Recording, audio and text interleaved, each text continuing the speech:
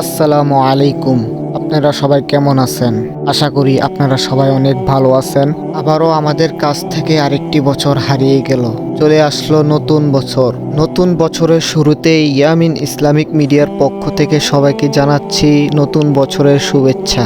আপনি কি একটাবার চিন্তা করে দেখেছেন, এ যেন নতুন বছর যাচ্ছে না?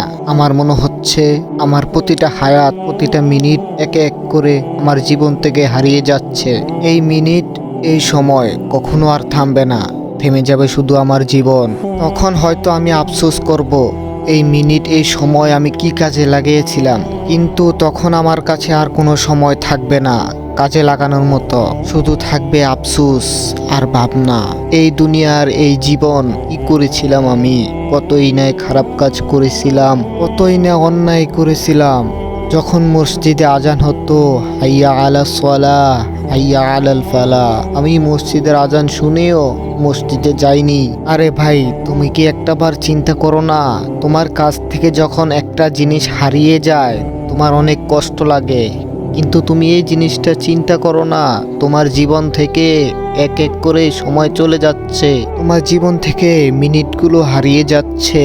একটি বার ভাবো, এই সময় যদি হারিয়ে যায়, এই সময় যদি সময় থাকতে কাজে না লাগাতে পারি, কবে আমরা এই সময় কাজে লাগাবো?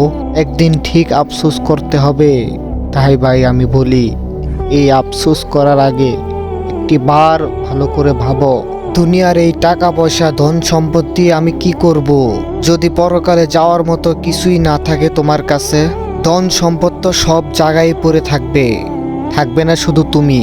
এখনো সময় আছে, সময় থাকতে সময় কাজে লাগাও। আর যদি তুমি ভাবো, আরে ভাই আমি তো নামাজ পড়তে পারি না, আমি নামাজ পড়লে কি আমার নামাজ কবুল হবে? যদি নামাজেই কবুল না হয় তাহলে আমি নামাজ পড়ে কি করব? তুমি যদি নামাজ নাই পড়তে পারো, তোমাদের আশেপাশে মসজিদ থাকলে মসজিদের ইমাম সাহেবের সাথে কথা বলে নামাজ পড়াটা শিখে নিতে পারো।